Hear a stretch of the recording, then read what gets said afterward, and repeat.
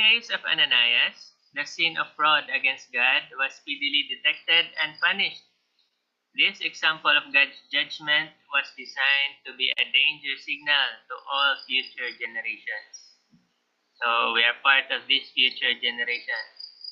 It is a danger signal for us. The same sin was often repeated in the after history of the church, and it is committed by many in our time. So we must examine ourselves. Are we committing it? What promises did we make before? Are we fulfilling them? And but though not attended with a visible manifestation of God's displeasure, it is no less heinous in his sight now than in the apostles' time. So although it's not direct when we commit the same sin as Ananias and Sapphira, although the punishment is not direct, it is still true that we will still die if we do not confess it, if we will not forsake it. The warning has been given. God has clearly manifested his abhorrence of this sin, and all who pursue a similar course of action may be sure that they are destroying their own souls. It is a sure thing. If we defraud God, if we do not fulfill our pledges, our promises to him, it is a sure thing that we will destroy our own souls. It is only when Christian motives are fully acknowledged and the conscience is awake to duty, when divine light makes impressions upon the heart and character, that selfishness is overcome and the mind of Christ is exemplified. The Holy Spirit, working upon human hearts and characters, will expel all tendency to covetousness, to deceptive dealing. So, if we truly want to overcome selfishness, to overcome all tendency to covetousness, then we have to fully acknowledge God. We have to fully accept him. We must give ourselves wholly to him. Then he can help us overcome selfishness and covetousness.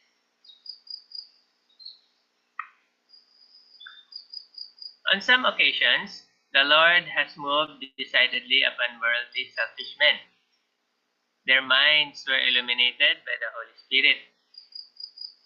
Their hearts felt its softening, subduing influence. Under a sense of the abundant mercy and grace of God, they felt it their duty to promote his cause, to build up his kingdom.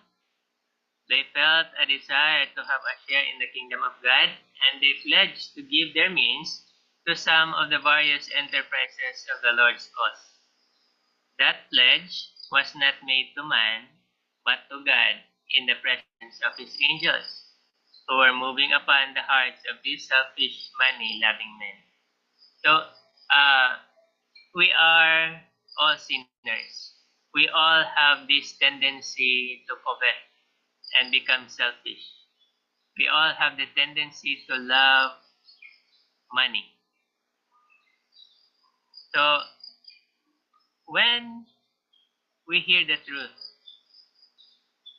and we are impressed to help God's enterprises, whichever line of ministry we are impressed to help, we are actually making a pledge to God and not to man, even though we are speaking to our fellow brethren, whether they be persons in the ministry or not. We may be speaking to them that we want to help this line of work, but in reality, we are pledging to God himself. And all the angels hear us say those pledges.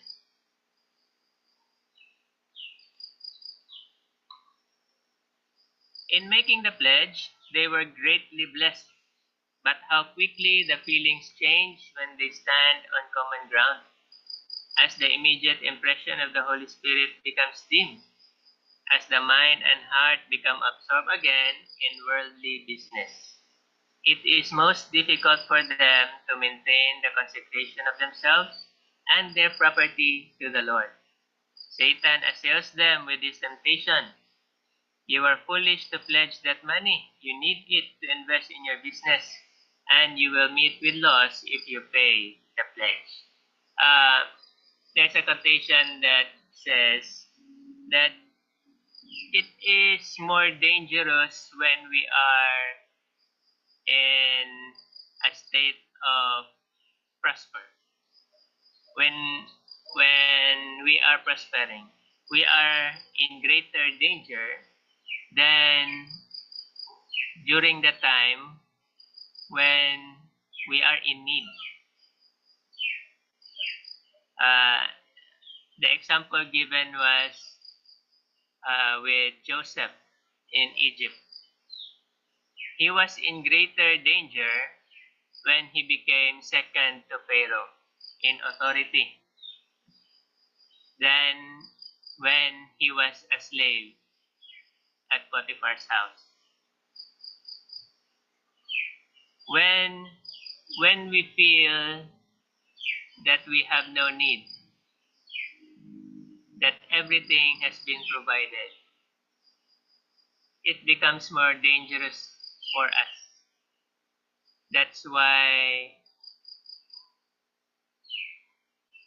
Solomon said,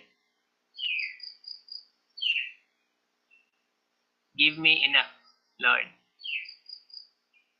Don't be stingy with me, and don't give me more.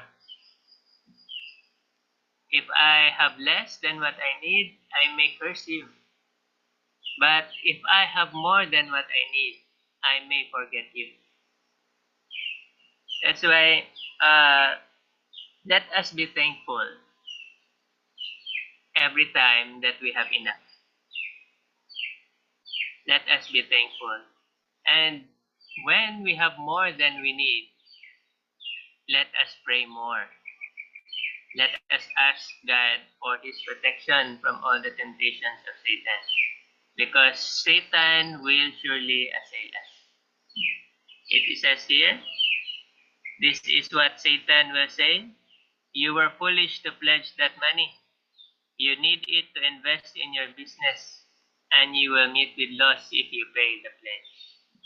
This is how he tempts people.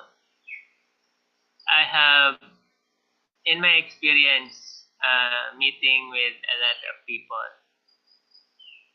I have seen many who, during their time of need, were faithful, and they asked God for help to be able to find jobs abroad or here in the local industry. But this is really true. When the money comes in, a lot of them forgot God. And it is a sad reality. And may it be a lesson for us that it is more dangerous to have more than enough than the needy.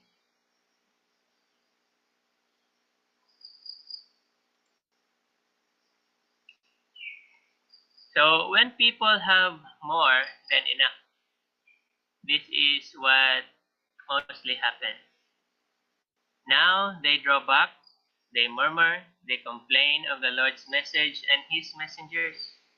They say things that are not true, claiming that they pledged under excitement, that they did not fully understand the matter. The case was overstated, their feelings were moved, and this led them to make the pledge.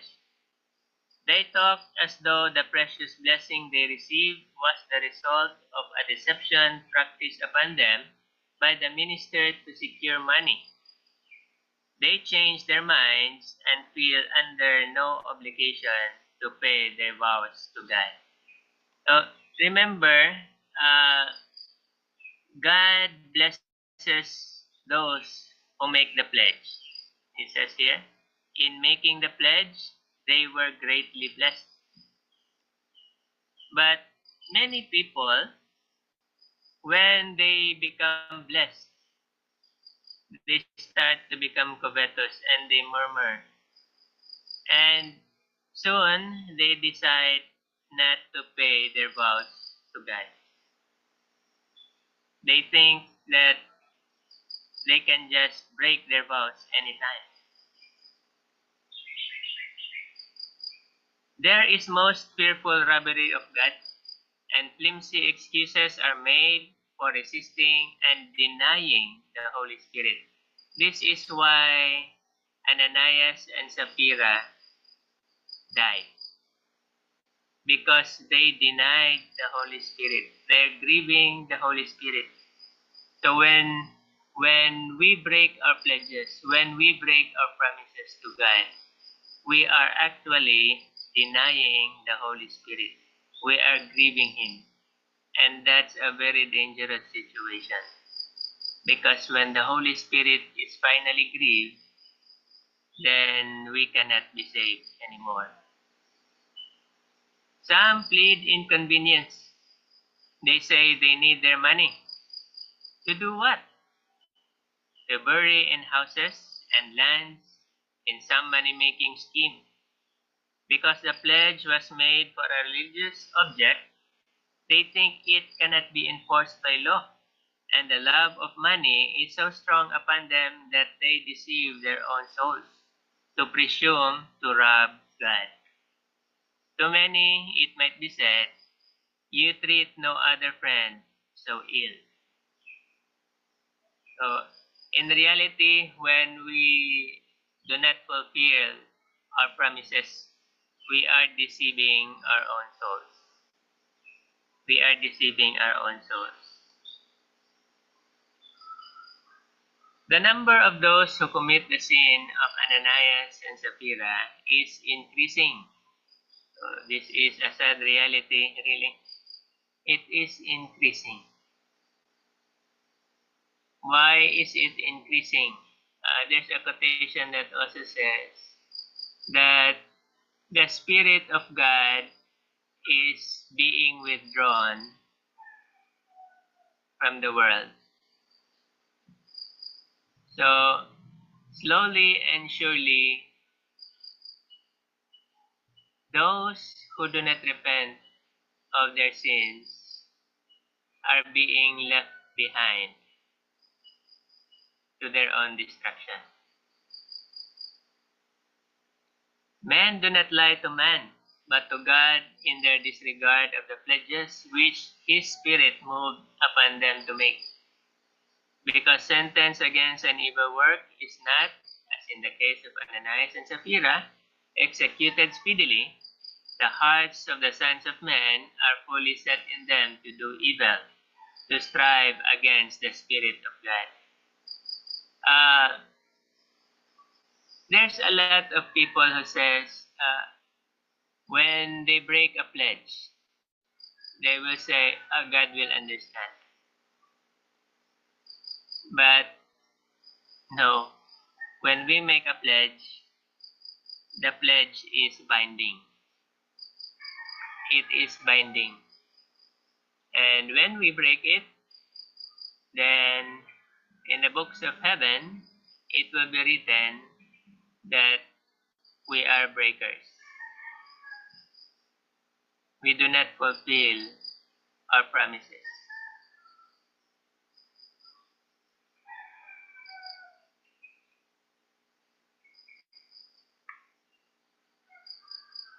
How will these men stand in the judgment? So, we know if the Holy Spirit is grieved, then in the judgment, we will be lost. So the question is, dare you abide the final issue of this question? Let us remember the pledges, the promises that we made to God, and make sure that we fulfill them. How will you stand in the scenes described in the Revelation? I saw a great white throne, and him that sat on it, from whose face the earth and the heaven fled away, and there was found no place for them. And I saw the dead, small and great, stand before God, and they were judged, every man according to their works. Let us remember that judgment is taking place right now. It may be that our names are being examined already, and we can hope and let us make sure that we are not pledge breakers or promise breakers. Let us not follow what the world says, that promises are made to be broken. No, promises are made to be fulfilled. May we be able to fulfill our pledges, our promises to God, that we may be accounted worthy to live in the heaven that He has prepared for us. Happy Sabbath, everyone, and may we learn the lessons that we need to learn from the history of Ananias and Sapphira.